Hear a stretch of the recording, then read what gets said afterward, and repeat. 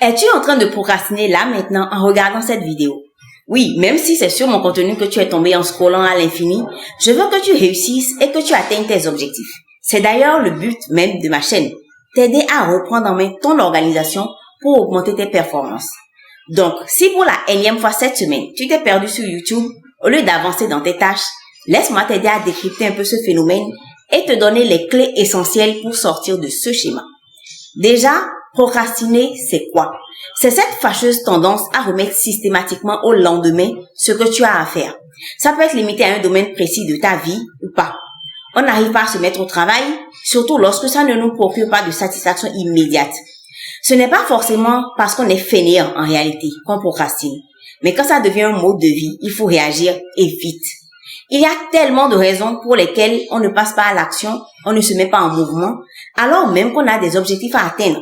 On veut réaliser des choses, aller de l'avant. C'est le message principal de l'autrice Diane Ballonnade dans son livre « J'arrête de procrastiner ». Elle dit clairement que nous sommes tous des procrastinateurs. Ce sont nos raisons qui diffèrent. Elle explique que la procrastination vient d'une tension entre les désirs du toi futur qui veut briller et les désirs du toi présent qui freinent les actions pour que ça arrive. Donc le procrastinateur n'est pas juste un paresseux, mais quelqu'un qui cherche des tâches alternatives à celles qui sont vraiment importantes. Pour faire simple, comprends juste que ton toi du futur est conscient qu'il faut bouger maintenant pour avoir une meilleure vie demain, mais c'est ton toi du présent qui a du mal à prendre les décisions et agir pour concrétiser les plans. Il y a deux choses essentielles que tu dois retenir. La première, c'est que la procrastination, c'est humain. Notre cerveau est programmé pour préférer la petite gratification immédiate plutôt que le succès à long terme. Donc, il y a forcément un moment donné où on va finir par procrastiner, presque qu'on le veuille ou pas en réalité. La deuxième chose, c'est que ça ne sert à rien de culpabiliser pour ça. Parfois, on procrastine, ça arrive et ce n'est pas grave. C'est impossible de travailler comme une machine de guerre, ne jamais lâcher, tout le temps être à 100% ou à 200%. Nous ne sommes pas des machines. Maintenant, évidemment, il y a des limites. Il ne faut pas non plus s'en servir comme excuse et se dire que la procrastination, c'est humain, c'est normal, c'est pas grave si je passe mes journées sur les réseaux sociaux ou à regarder Netflix ou YouTube. Non. Là, évidemment, ça va être problématique parce que tu ne vas jamais passer à l'action, tu ne vas jamais avancer dans ton boulot ou dans ta vie personnelle, tu ne vas atteindre aucun objectif, c'est la catastrophe assurée. Il faut bien différencier ce que j'appelle, moi, la procrastination normale et la procrastination chronique. La procrastination normale pour moi, c'est quand tu vas procrastiner par exemple une journée ou quelques heures parce que tu rechignes à faire quelque chose ou tu es fatigué tout simplement. Tu laisses ton corps se reposer, obtenir cette gratification immédiate dont je parlais, tu recharges tes batteries et le lendemain tu vas revenir à la charge, tu vas retrouver ton rythme, continuer à passer à l'action. Et ça c'est valable pour n'importe quelle activité que tu dois faire. C'est une question d'équilibre en fait. Et c'est justement en perdant cet équilibre qu'on tombe dans la procrastination chronique. Tu ne fais rien de tes journées, vraiment rien. Ta vie est quasiment à l'arrêt. Tu n'avances pas, tu ne fais rien. Finalement, quand tu regardes en arrière, tu te rends compte que tu n'as rien fait. 3 mois se sont écoulés. Ta vie n'a pas bougé depuis 3 mois. Ça, c'est un problème. Parce que pour passer de cet état d'immobilisme quasi absolu dans lequel tu t'es installé à un état de mouvement, d'action, de reprise de contrôle sur ta vie, ça va demander beaucoup d'énergie. La procrastination n'est pas une fatalité, mais elle alimente, il faut le dire, une sorte de cercle vicieux. Plus on procrastine, plus on culpabilise de le faire et plus on s'enferme dans ce schéma. Pour que tu n'en arrives jamais là, voici mon plan en 5 étapes. Ta volonté va évidemment jouer un rôle capital. Personne ne peut le faire à ta place. Mais comme je l'ai dit, le but n'est pas de ne plus jamais procrastiner, c'est pas possible. Mais plutôt juste de réduire ces moments de procrastination et d'amoindrir leur impact sur ta vie et ton avenir. Donc, première étape, identifier les causes de ta procrastination. On peut procrastiner parce qu'on est indécis, fatigué, ou encore on manque de motivation tout simplement. Il faut identifier pourquoi on procrastine une tâche, ça aide à la surmonter. Pourquoi tu repousses cette tâche? Quelle tâche tu repousses systématiquement? Quelle est ta perception de la difficulté de cette tâche? Qu'est-ce que tu n'aimes pas dans ce travail que tu remets à plus tard? Quelle récompense tu vas tirer de sa réalisation? Ce sont des questions qui vont te permettre de savoir pourquoi tu procrastines et surtout les conséquences à plus ou moins long terme. La procrastination en soi, c'est avant tout un signal. Un professeur de l'Université d'Ottawa a mené des expériences poussées en 1995 pour démontrer qu'il y a 7 déclencheurs automatiques de procrastination. Tu as beaucoup plus de risques de procrastiner un projet ou une tâche si elle est ennuyeuse, frustrante, difficile, ambiguë, non structurée, sans récompense intrinsèque ou vide de sens pour toi. Quand tu as ça en tête, tu imagines déjà les pistes qui peuvent t'aider à ne pas tomber dans ce piège. Deuxième étape, rédiger ton plan de bataille. Autrement dit, c'est fixer tes objectifs et détailler comment tu vas les atteindre. Attention, il faut se définir des objectifs réalisables. Par exemple, tu ne vas pas vouloir perdre 30 kilos et te donner un mois pour y arriver. Soyons clairs, ça ne marchera pas. C'est totalement utopique. Ces 30 kilos, tu ne les as pas gagnés en un mois normalement. Donc, logiquement, il faudra déjà beaucoup plus de temps pour les perdre. Si tu te donnes 30 jours, la pression sera telle que ça va te paralyser parce que le challenge est tellement énorme que tu ne sauras même pas par où commencer. Un projet aussi difficile et frustrant n'a aucune chance d'aboutir. Tu vas reporter le début du régime de jour en jour et au final, tu ne commenceras pas parce que l'objectif te dépasse toi-même. Il ne sert à rien d'écouter de longs discours sur la procrastination si ton objectif ne te motive même pas à faire le premier pas. C'est foutu. Donc, essaye de rester cohérent et réaliste en fixant tes objectifs. Ça doit être clair et précis. Ça peut être par exemple de doubler ton chiffre d'affaires en un an ou encore lancer un business.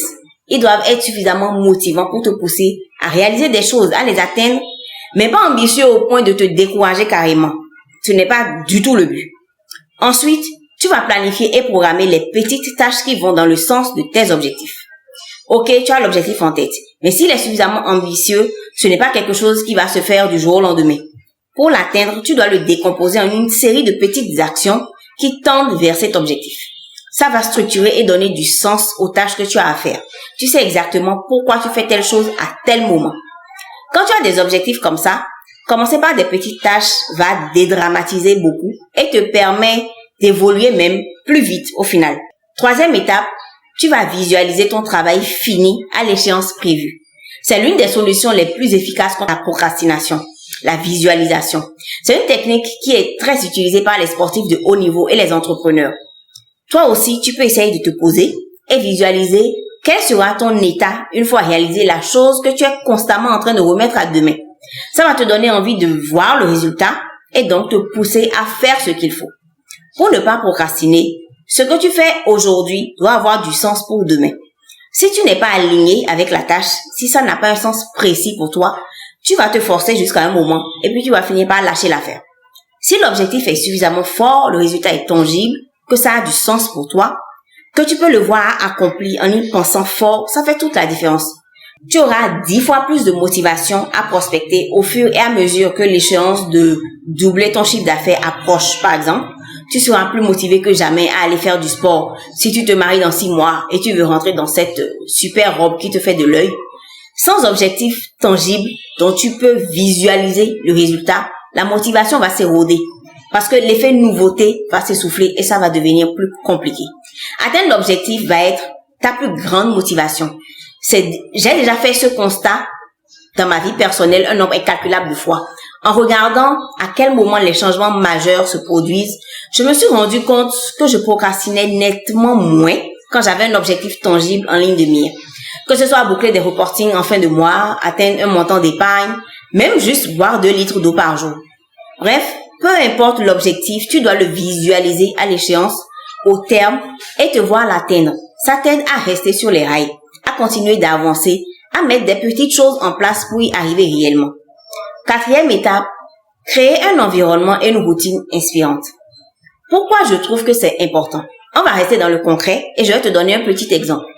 Imagine que tu travailles beaucoup de chez toi, mais tu n'as pas un endroit dédié, tu n'as pas un bureau à proprement parler à la maison.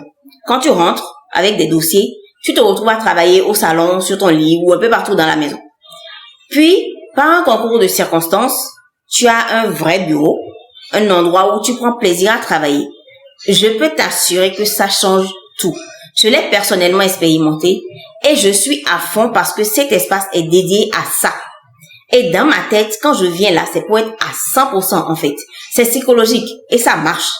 Modifie ton espace de travail de sorte à éloigner toutes les distractions qui te font procrastiner. limiter l'accès à certains sites entre 9h et midi par exemple, charger ton téléphone dans une autre pièce, etc. Il s'agit juste de se contraindre à commencer la tâche compliquée. Une fois que tu arrives à commencer en général, c'est plus facile de continuer. C'est commencer qui est difficile.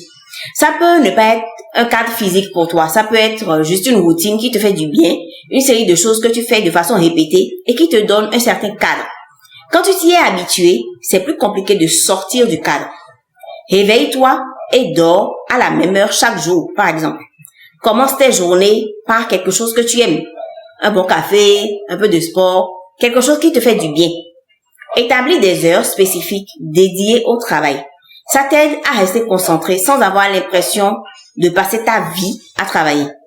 Quelle que soit la routine que tu vas mettre en place, tu dois pouvoir en sentir les bienfaits. C'est ce qui va t'aider à tenir et à relancer la machine si, à certains moments, inévitablement, la motivation te fait défaut. À mesure qu'on répète les choses, elles deviennent des habitudes. Et progressivement, toutes ces habitudes font partie de ce qu'on est, font ce qu'on est. Tu n'auras même plus le réflexe de repousser à plus tard une tâche qui est aussi installée dans ton quotidien. 5e étape, passer à l'action. Just do it, comme le disent les anglophones. Parce que tu auras beau écouter 12 épisodes de podcast qui traitent du sujet, tu auras beau lire 20 livres sur le sujet, si tu ne décides pas de passer à l'action, rien ne changera. Il va falloir à un moment donné te faire violence, prendre ton courage à deux mains et passer à l'action. Accorde-toi du répit si tu en as besoin. Mets en place l'organisation qui te rend le plus productif, qui te convient. Je peux t'aider à revoir entièrement ton organisation pour passer à l'action plus facilement, pour aller vers la bonne direction. Clique sur le lien en description pour prendre un rendez-vous gratuit avec moi. On va en discuter et on pourra adapter la stratégie qu'il faut à ton cas particulier. Il faut que tu penses inaction, conséquence. Si je ne finalise pas ce rapport ce soir, mon patron pourrait m'envoyer une demande d'explication. Et ça, ce n'est pas bon pour moi. Ou encore, ok, j'ai absolument envie de regarder ce film Netflix, mais si je ne rédige pas ce mail de prospection, je ne ferai pas connaître ma nouvelle offre. Agis. Ne réfléchis pas trop. Fais ce que tu as à faire pour avancer. Une action à la fois. La procrastination, c'est un mal silencieux. Il te faudra de la volonté et de la patience pour en arriver à bout. Mais ce n'est absolument pas impossible. Souviens-toi que la mer, c'est juste un condensé de plusieurs gouttelettes d'eau salée. Like la vidéo pour me dire si ces étapes font sens pour toi. Et bien sûr, si tu n'es pas abonné à la chaîne, fais-le sans attendre. On se retrouve la semaine prochaine pour un nouvel épisode. D'ici là, tu peux me suivre au quotidien sur LinkedIn et TikTok pour encore plus d'astuces. Ciao!